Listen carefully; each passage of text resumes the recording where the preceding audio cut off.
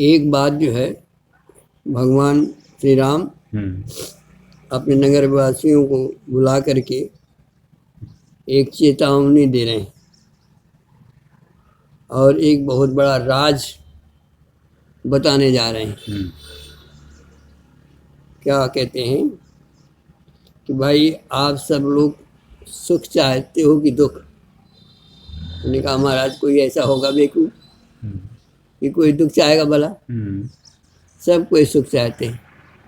अच्छा, उन्होंने कहा ये बताओ थोड़ी देर के लिए चाहते हो कि हमेशा के लिए चाहते हो? तो उन्होंने कहा महाराज ये भी कोई कहने वाली बात है, कोई थोड़ी देर के लिए चाहेगा भला? उन्होंने कहा अच्छा बताओ, एक बात है कि तुम यदि एक दिन का सुख लेना चाहते हो तो क्या करो, पिकनिक में चले जाओ। पिकनिक? हाँ जाओ। जाते नहीं भाई लोग? पिकनिक जाते हैं। एक दिन गए, सवेरे गए, बस शाम को आनंद लिया, वहाँ चले आए। अच्छा, तो यदि एक दिन का सुख चाहते हो तो जो पिकनिक मना लो। अच्छा, उन्होंने कहा महाराज, और उन्होंने कहा कि यदि एक हफ्ते का सुख चाहते हो तो तीर्थाटन में निकल जाओ, 2-4 दिन घूम घाम लो, सुख मिल जाएगा। उन्होंने कहा ठीक है महाराज। और उन्होंने कहा कि यदि तुम 1-2 साल का सुख चाहते हो तो क्या करो कि एक शादी कर लो, ब्याह कर लो, तो कुछ दिन जो है तुम्हारे सुख के जीवन बीतेगा। उन्होंने कहा और महाराज?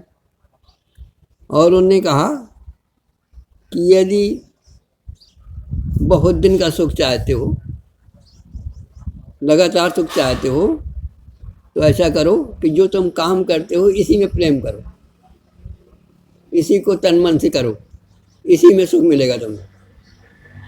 उन्होंने कहा महाराज और कोई बात? उन्होंने कहा हाँ एक बात और है। उन्होंने कहा देखो, जैसे जीवन में सुख प्राप्त करने के लिए तो मैंने तुम्हें ये राज बताए, लेकिन इसके बाद भी तुम्हें कहीं जाना है, जाना पड़ेगा पंडित जी, नहीं जाना पड़ेगा? जाना। तो कहते हैं कि जहाँ जाओ यहाँ रहो, चाहे जहाँ रहो, और हमेशा चाहते हो और हर जगह चाहते हो कि मेरी एक बात जो है आज जो है हृदय में गांठ बना के रख लो। क्या कहते हैं भगवान? जो परलोको यहाँ सुख चाहूं, असुनि मम बचन हृदय दृढ़ गाऊ। यहाँ भी वहाँ भी, अभी भी, कहीं भी, दिन में, रात में, सवेरे शाम, 24 घंटे यदि सुख ही चाहते हो तो एक काम करो। उन्होंने कहा क्या महाराज? जो परलोको यहाँ सुख चाहूं। इस लोक की बात तो छोड़ो, इस लोक में तो मिलेगा ही मिलेगा ही, लेकिन जहाँ इसके बाद अन्य लोकों में भी जाओगे वहाँ भी सुख चाहिए, तो मेरी बात को मान लो। क्या है कि जो परलोको यहाँ सुख चाहूं, असुनि मम बचन हृदय दृढ़ गाऊ। मैं जो कहने जा रहा हूँ इन वचनों को बिल्कुल पत्थर की लकीर मान लेना। क्या कहते हैं? सुलभ सुखद मार्ग यह भाई। सुलभ है, बड़े आसानी से, कहीं जाना नहीं तुम्हें, यहीं पर प्राप्त है, सुलभ है, और साथ साथ में सुखद है। तुम्हें सुख चाहिए ना, तो सुलभ भी हो। अच्छा मान लो सुख चाहिए और परेशानी हो, कहीं जा कर के मिले तो क्या फ़ायदा उससे? तो कहते हैं यहीं पर अभी इसी समय यदि सुख चाहते हो तो सुलभ सुखद मार्ग यह भाई। एक रास्ता है, क्या? भगति मोर पुराण श्रुत गाई।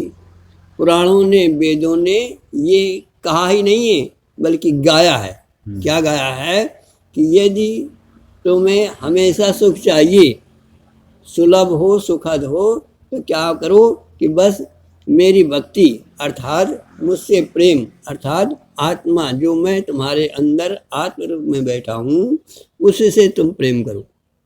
सुलभ सुखद मार्ग भाई और भगत मोर पुराण सुध गाई। मैं ही नहीं कह रहा, ये वेदों ने पुराणों ने गाया है। क्या गाया है कि क्या कहते हैं, आत्म सुख सुप्रकाशा तब भव भेद मूल भ्रम नासा। आत्मा का सुख तुम्हें कहीं लेने नहीं जाना, हमेशा यहीं पर है, बस उसका स्मरण करो और सुख को प्राप्त हो जाओ। अर्थात अपनी आत्मा का अर्थात जो आत्मा तुम्हारे आत्मा जो है वो मैं ही आत्मा के रूप में तुम्हारे अंदर प्रतिष्ठित हूँ, उसका चिंतन करो, उसका स्मरण करो, उससे प्रेम करो, तो तुम्हें कहीं कोई जाने की आवश्यकता नहीं है। यहीं पर इसी समय भी और जहाँ भी जाओगे, ये बड़ी बात है कि जो परलोक को यहाँ सुख चाहूँ, यहाँ भी और परलोक में भी, कहीं भी किसी भी समय वो सुलभ है और सुखद है। तो उन्होंने कहा महाराज ये तो बहुत अच्छी बात हुई। तो उन्होंने कहा और भी दूसरा रास्ता कोई है? उन्होंने कहा हाँ एक रास्ता और है, ये सुगम है और वो अगम है। क्या है? ज्ञान अगम प्रत्यु अनेका। ज्ञान से भी आप सुख प्राप्त कर सकते हो, लेकिन वो कठिन है, अगम है। ज्ञान अगम प्रत्यु अनेका, असाधन कठिन न मन कहूँ टेका। साध करने में बड़ी कठिनता है और उसके बाद भी ज्ञान में कहीं मन नहीं टिकता, और मन न टिकेगा तो सुख की प्राप्ति हो नहीं सकती है। इसलिए मन को टिकाना भी आवश्यक है, और ज्ञान जो है मन टिकता नहीं है, वो भागता है चलो, और भक्ति में जो है टिक जाता है और टिकते ही सुख की प्राप्ति होती है। तो ज्ञान अगम प्रत्यु अनेका, असाधन कठिन न मन कहूँ टेका। और करत कष्ट, करने में बहुत कष्ट है, सबके बस की बात नहीं है। और भक्ति क्या है? भक्ति तुम्हें किसी पूछना नहीं है, किसी से कुछ मिलना नहीं है, बस ये स्मरण करो, सुलभ है सुखद है। ज्ञान अगम प्रत्यु अनेका, असाधन कठिन न मन कहूँ टेका। करत कष्ट बहु पावै को, करने में बहुत कष्ट है, और उसके बाद भी जो है कोई बिरला ही परांगत हो पाता है। और इसके बाद भी भगत हीन मोहि नहीं प्रिय सो। और यदि सब कुछ प्राप्त भी कर ले और उसके पास भक्ति न हो तो कहते हैं मुझे प्रिय नहीं।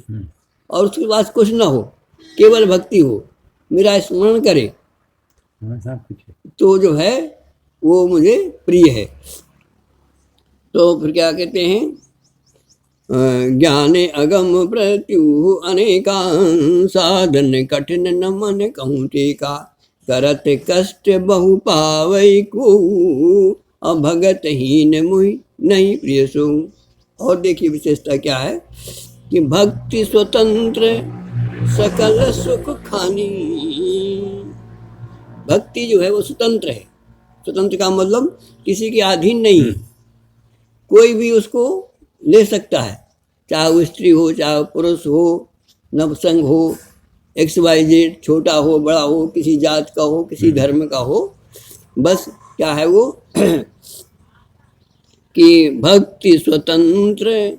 और सबसे बड़ी बात क्या है, सुख खानी। तुमने पूछा कि सुख भगवान कैसे मिले, तो मैं सुख ही नहीं बता रहा बल्कि सुख की खान बता रहा हूँ। भक्ति सारे सुखों की खान है, खान। भक्ति स्वतंत्र सकल सुख खानी। लेकिन थोड़ी सी बाधा है, क्या कि बिनु सत्संग न पावई प्राणी। उसके लिए जो है सत्संग अनिवार्यता है। और सत्संग कैसे मिलता है? सत्संग मिलता है संतों के द्वारा। और संत कैसे मिलते हैं? संत मिलते हैं पुण्यों के द्वारा। तो स्टार्टिंग कहाँ से है? पुण्य से। अब प्रश्न ये उठता है कि भगवान संसार में पुण्य तो बहुत हैं, हम कौन सा पुण्य करें? हैं? तो कहते हैं भक्ति स्वतंत्र सकल सुख खानी, अबिन सतसंग न पावै प्राणी, अपुण्य पुंज बिन मिलहि न संता, असत संगति संसत करे अंता। तो उन्होंने कहा महाराज जी बताइए, आपने सत्संग की इतनी महिमा बता दी, और अब रही बात ये कि कौन से हम पुण्य करें, कौन से पुण्यों का ढेर इकट्ठा करें, क्या दान करें, क्या परोपकार करें, क्या सेवा करें, और कैसे क्या करें, ये पुण्य कैसे बताएं? तो महाराज जी कहते हैं भैया पुण्य तो संसार में बहुत से हैं, लेकिन उन पुण्यों से स्वर्ग मिल जाएगा, तुम परलोक में भी चले जाओगे, स्वर्ग में भी चले जाओगे, और बहुत सा आनंद भी लोगे, लेकिन ये ध्यान रहे कि भक्ति नहीं मिलेगी। भक्ति कहाँ मिलेगी? सत्संग में, और सत्संग मिलेगा संतों के द्वारा। और जो है कहते हैं पुण्य एक, कौन सा पुण्य करना है? यदि धन के दान से पुण्य मिल जाता होता और भक्ति मिल जाती होती तो टाटा बिरला खरीद लेते, है ना? और यदि पद से मिलनी होती तो राष्ट्रपति और प्रधानमंत्री खरीद लेते, तुमको मिल ही नहीं पाता। तो कहते हैं भैया इन पुण्यों से तुम्हें स्वर्ग तो मिल जाएगा और ये सब मिल जाएगा, लेकिन जो सुख की खान ही वो नहीं मिलेगा। तो सुख की खान कौन से पुण्य से मिलेगी? तो कहते हैं पुण्य एक जग महु नहीं दूजा, अमन क्रम बचन विप्र पद पूजा। ये पुण्य कौन सा पुण्य? विप्र पद पूजा, ब्रह्मवेत्ता की पुरुष की पूजा, उसकी सेवा, उसका सानिध्य। क्यों? जिसके पास जो चीज है वो उससे तो मिलेगी। टाटा बिरला के पास जाओगे पैसा मिल जाएगा तुम्हें, और तुम्हें चाहिए भक्ति का सुख, तो भक्ति का सुख किसके मिलेगा? जो जिसके अंदर भक्ति का सरोवर होगा, भक्ति का खजाना होगा। और भक्ति का खजाना कहाँ होगा? पुण्य एक जग महु नहीं दूजा, और मन क्रम बचन विप्र पद पूजा। विप्र पद पूजा का मतलब है उसे ब्रह्मवेत्ता पुरुष जो ब्रह्म का विचरण कर रहा हो, जिसके अंदर ब्रह्म का सुख जिसने चखा हो, जो ब्रह्म सुख जानता हो, वही सुख तुमको ब्रह्म का सुख, भक्ति का सुख दे सकता है। तो कौन सा पुण्य करो? ऐसे महान पुरुष की सेवा करो मन से, कर्म से, वचन से, जिससे तुम्हें सत्संग प्राप्त हो और उस सत्संग के द्वारा भक्ति प्राप्त हो। है तो पुण्य एक जग महु नहीं दूजा, अमन क्रम वचन विप्र पद पूजा। कारण क्या उसका? सानुकूल पर मुनि पर देवा, जो तज कपट करे दुज सेवा। ऐसे ब्राह्मण की ऐसे विप्र की जो पूजा करता है उसके सारे देवता उस पर प्रसन्न रहते हैं। मेरी बात तो छोड़ो, सानुकूल ते पर मुनि देवा, मुनि देवता सभी उसके अनुकूल हो जाते हैं। जो तज कपट कर। अच्छा, तो ये हुआ रहस्य। यदि हमें आपको सुख की खान चाहिए तो ऐसे ब्रह्मवेत्ता पुरुष के पास जा करके उसकी सेवा करके मन से, क्रम से, वचन से उसके पास सानिध्य में जा करके उससे सत्संग करें, और उसके द्वारा भक्ति हमारे आप के अंदर जागृत होगी, और जागृत जब होगी तभी हमें उस सुख की खान का अनुभव होगा। लेकिन एक बात और इसकी गहरी बात है। मैंने ये बात तो एक जनरल बात बताई, अब एक मैं बहुत गहरी बात बताने जा रहा हूँ, और मैं हाथ जोड़ करके उस गुप्त बात को तुम लोगों से प्रकट कर रहा हूँ। क्या है महाराज? कहते हैं और एक गुप्त मत समय कहूँ कर जोर। सभी से हाथ जोड़ करके मैं अन्य विनय के साथ एक बड़ी रहस्ययुक्त बात कह रहा हूँ कि सब कुछ हो जाए तुम्हारे पास, और यदि आपके अंदर श्रद्धा और विश्वास न होगा तो भी भक्ति प्राप्त नहीं होगी। भक्ति प्राप्त होती है जिसके अंदर श्रद्धा हो, विश्वास और विश्वास हो। कहते हैं और एक गुप्त मत सबई कहूँ कर जोर, असंकर भजन बिना नर अभगति न पावई मोर। शंकर का मतलब है भवानी, क्या है, बंदऊ श्रद्धा विश्वास रूपणों या बिना न पश्यंती। जिसके अंदर श्रद्धा और विश्वास अर्थात भगवान शंकर की पूजा अर्थात श्रद्धा और विश्वास जिसके अंदर न होगा उसको भक्ति प्राप्त नहीं होगी। तो सत्संग करे विप्र का और श्रद्धा विश्वास रखे उसके वचनों का और भगवान पर विश्वास करे, उसको ये खानी प्राप्त होती है। तो कहते हैं और एक गुप्त मत सबई कहूँ कर जोर, असंकर भजन बिना नर भगत न पावै मोर। और आगे कहते हैं भैया इतना मैंने आपसे कहा, लेकिन और मैं इसको थोड़ा सरल करना चाहता हूँ। कहते हैं कहु भगति पथ कवन प्रयासा। बताओ इस भक्ति को उपलब्ध करने के लिए तुम्हें क्या करना पड़ेगा? केवल संतों का सत्संग करना है। और कौन से संतों का? जो इस रस में डूबे हो, जिनके अंदर सुख प्रभावित हो रहा हो। भाई खान कहाँ होगी? जहाँ ढेर होगा। है तो कहते हैं कहु भगति पथ कवन प्रयासा। मतलब कि क्या तुम्हें प्रयास करना है?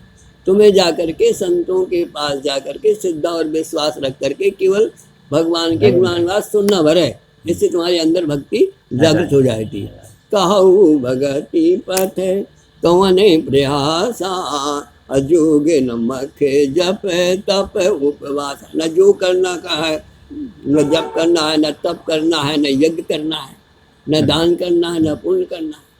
केवल विप्र के पास जा करके श्रद्धा भक्ति से नमन करके उनकी सेवा पूजा करके प्रसाद लेना है। तो कहु भगति पथे कवन प्रयासा, योग नमक जप तप उपवास। और दूसरा क्या होना चाहिए कि सरल स्वभाव न मन कुटलाई। सरल स्वभाव कैसा? जैसे बच्चे की तरह, न उसके अंदर काम हो, न क्रोध हो, न लोभ हो, न मोह। सहज स्वभाव है, सहज में ही पवित्र हो।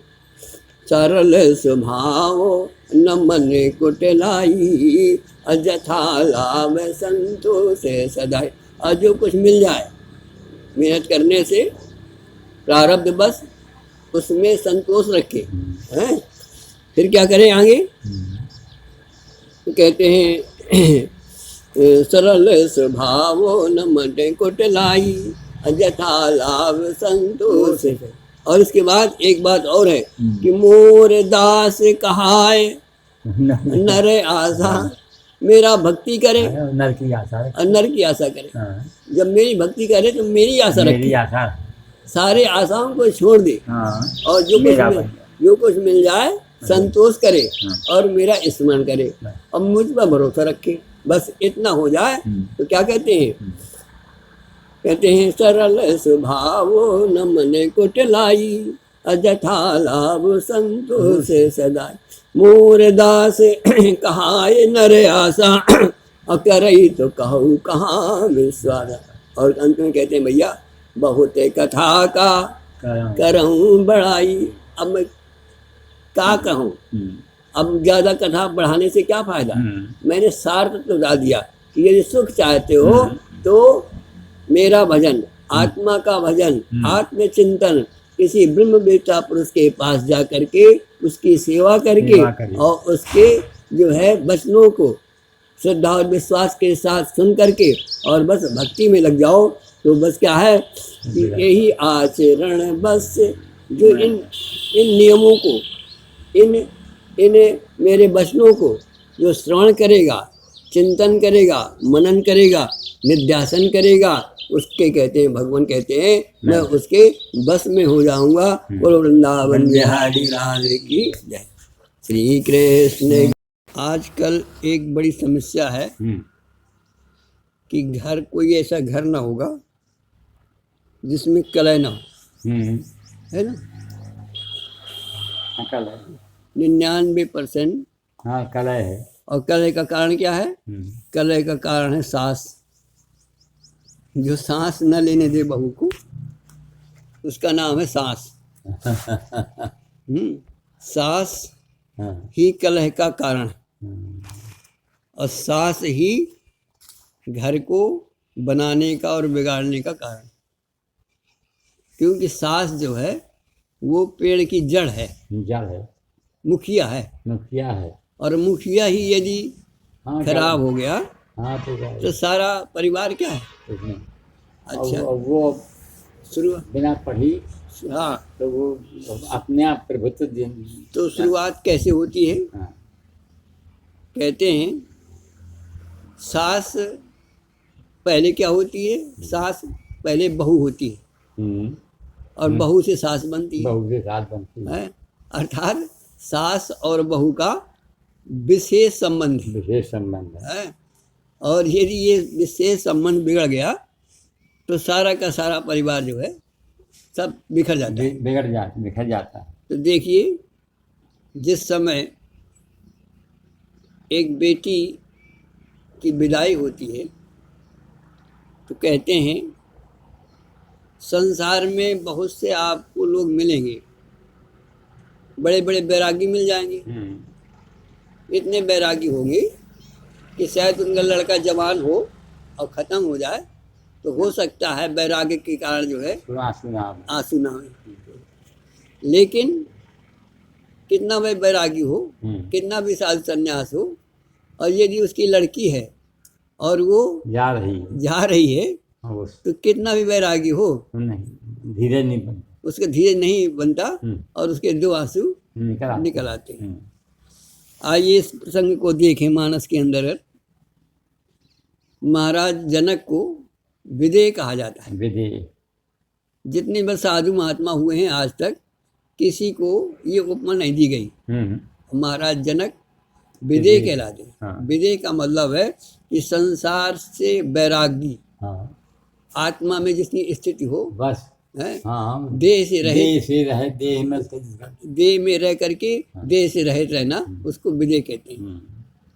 तो महाराज जो है जनक जिस समय अपनी लड़की को, सीता जी को विदाई के समय क्या करते हैं, वो सोचते हैं कि मैं बेटी के सामने नाम है, सही है। वो छिप करके जो है बैठे हुए हैं, हृदय को कठोर करके बैठे हुए हैं कि मेरे आंसू जिस समय जाए मैं जो है अपने धैर्य को धारण रखूं। लेकिन हुआ क्या, जिस समय सीता जी घर से बाहर निकली, देखा सारा समाज है, लेकिन पिताजी नहीं देख रहे, पिताजी नहीं दिख रहे। तो गोस्वामी लिखते हैं कि जिस समय सीता ने देहली छोड़ी, पिता की याद कर रही हैं, पिताजी पिताजी पिताजी 3 कोने में छिपे बैठे हुए हैं। और जिस समय पिताजी की आवाज़ निकली, महाराज जनक जो है अपने को रोक नहीं पाए। गोस्वामी लिखते हैं सीए बिलोक, आहा, सीता जी को देखा कि सीता जी की नेत्र जो है आंसू से प्रभावित हो रहे हैं, मेरी याद कर रही हैं। अंतिम समय है विदाई का, पता नहीं कब लौट कर आना होता है। जैसे कोई जो है घर छोड़ करके जा रहा हो, अंतिम विदाई हो, सीता जी की भी अंतिम विदाई हो रही है, तो सोचती हैं कि अंतिम विदा में कम से कम पिता का जो है दर्शन तो कर लूं। होता है। तो क्या कहते हैं गोस्वामी जी, सीए बिलोक धीरता भागी। जिस समय महाराज जनक ने सीता जी को देखा, धैर्य उनका जितना भी धैर्य था खत्म हो हृदय में जो पकड़े हुए थे खत्म हो सब खत्म हो गया। सीए बिलो को धीरता भागी रहे कहावत परम विरागी। विरागी। हाँ, विरागी नहीं, परम विरागी। परम विरागी। तृण सम सिद्ध तीन गुण त्यागी, कहाइतात तो परम विरागी है। ये है परम विरागी, परम। जिसने परमात्मा को भी तिरस्कार कर दिया हो, हम्म, कोई मतलब नहीं परमात्मा से, हम्म, आत्मा में ही रमण करने वाले हैं। ऐसे महाराज जनक जिस समय अपनी लड़की को देखते हैं कि लड़की दरवाजे से जा रही है, अंतिम विदाई है, तो दौड़ करके क्या किया उन्होंने, सी बिलोक धीरता भागी रहे कहावत परम विरागी। और क्या किया, लीन राय उरलाए जान की महाम की मर जाद ज्ञान। ऐसे चिपका लिया जैसे कि कोई छोटी बच्ची को कोई उठा करके सीने में चिपका।